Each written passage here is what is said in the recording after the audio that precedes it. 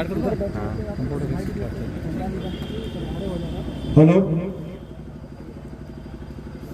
आज महाराजगंज जनपद के फरेंदा नगर पंचायत में आयोजित धम्म देशना कार्यक्रम के मुख्य आकर्षण इस पद यात्रा के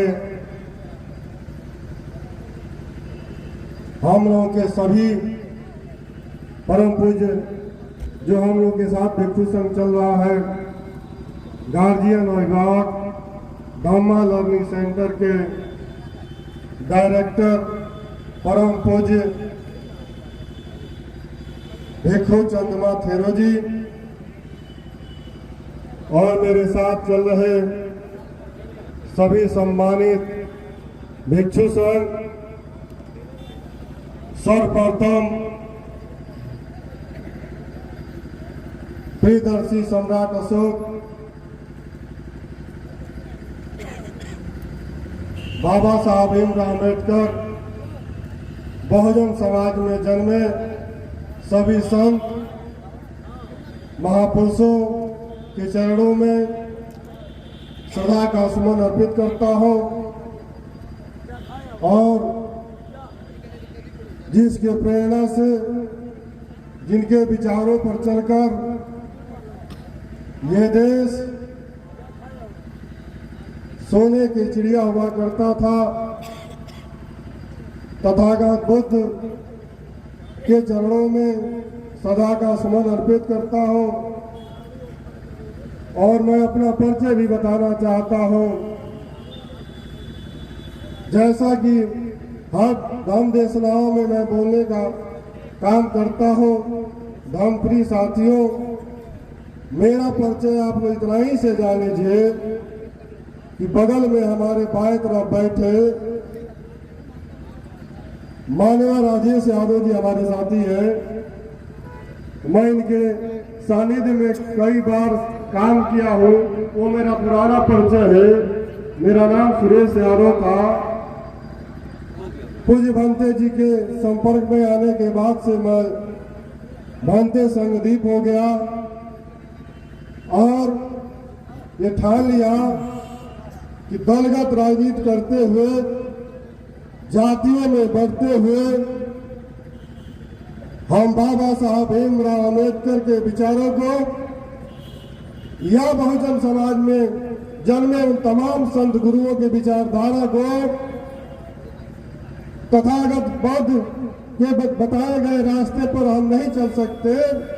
निश्चित तौर में आज के तारीख में समाज में जो फैली भ्रांतियां हैं, जात को तोड़ करके एक ऐसा समाज बनाने की जरूरत है जो जाकर के आगे चल करके ये देश सोने का चिड़िया बने।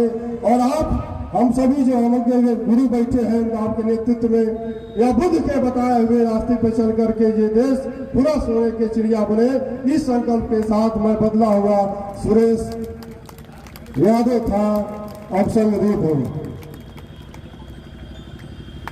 हम इतना कहना चाहते हैं क्योंकि हमारे तमाम गुरुओं ने कहा कि आप अपनी बाड़ी में थोड़ा सुधार करिए, लेकिन सुधार करने का बहुत प्रयास करता हूं, सुधार नहीं हो पा रहा है, इसके लिए क्षमा चाहता हूं।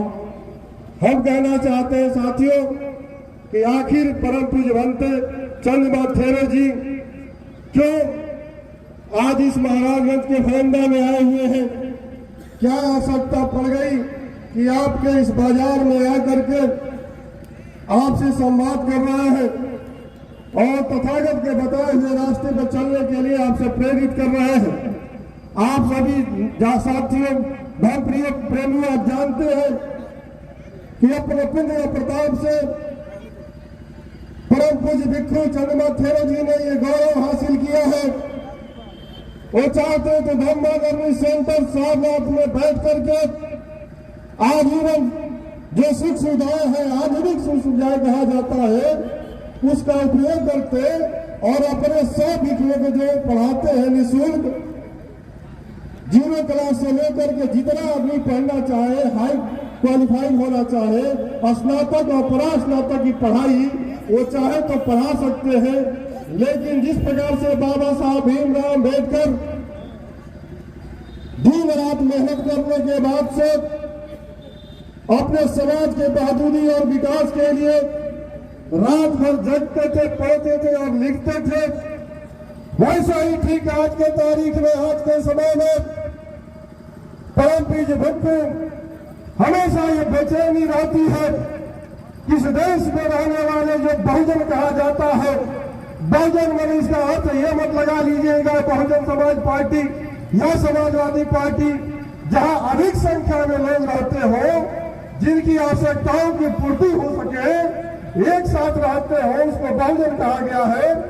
बहुजनों की कैसी बहादुरी और विकास हो, बहुजनों के ये मुरझाए हुए चेहरे और उनके हाथ में कलम और कापी हो, इस व्यवस्था को कैसे सुधारा जाए और समाज के अंतिम व्यक्ति के चेहरे पर कैसे मुस्कान और खुशहाली आए, इसके लिए निरंतर हमारे गुरु परम पूज्य चंद्रमा थेरो जी प्रयास करते हैं और उस कड़ी में आपके बाजार में आए हुए हैं। साथियों, धर्म प्रेमियों, हम कहना चाहते हैं, आज के समय में देख लीजिए तमाम विसंगतियां समाज में फैली हुई है और आपके महापुरुषों को पढ़ाया नहीं जाता है, छुपाया जाता है। गोरखपुर में प्रेस कॉन्फ्रेंस चल रहा था, गुरुजी ने अपने तरीके से बताने का काम किया। इस यात्रा के बारे में पूछा गया कि आपके यात्रा का उद्देश्य क्या है।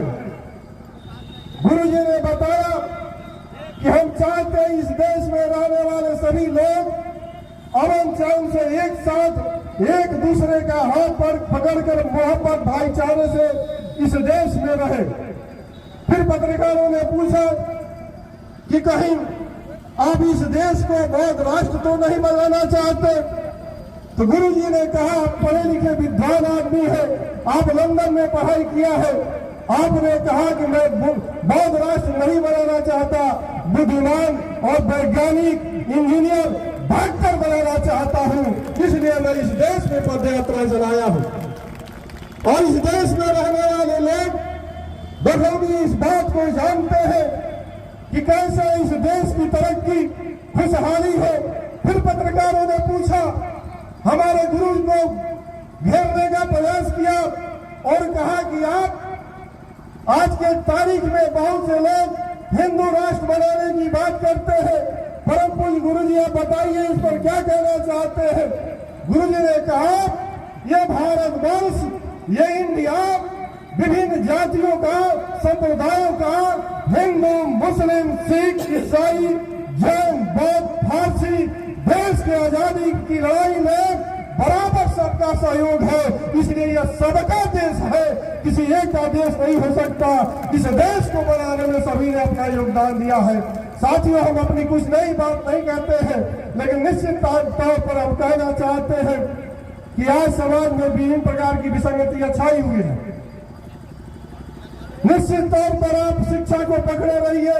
बाबा साहब ने कहा था, शिक्षित बनो, संगठित हो और संघर्ष करो। लेकिन निश्चित तौर पर हम बाबा साहब के बताए हुए रास्ते पर चल करके ही इस देश को पुनः अच्छे एक ऐसे नागरिक पैदा कर सकते हैं, विश्व में अपना कीर्तिमान स्थापित करते हैं। विश्व गुरु बनने की बात होती है। निश्चित तौर पर विश्व गुरु कैसे बन सकते हैं?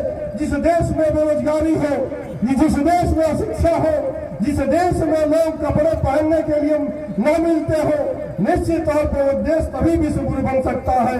और विश्व गुरु हुए भी हैं। इस देश में कभी डॉक्टर, इंजीनियर पैदा हुए, इस देश में सबसे पहले वैज्ञानिक तथागत बुद्ध हुए, उसके बाद से डॉक्टर कोई पैदा हुआ तो B.R. अम्बेडकर साहब, उसके बाद से यहाँ पर देवताओं की जो पैदाइशी होती से, शरीर के विभिन्न अंगों से जो पैदाइशी होती थी, उस पैदाइशी का होना बंद हो गया।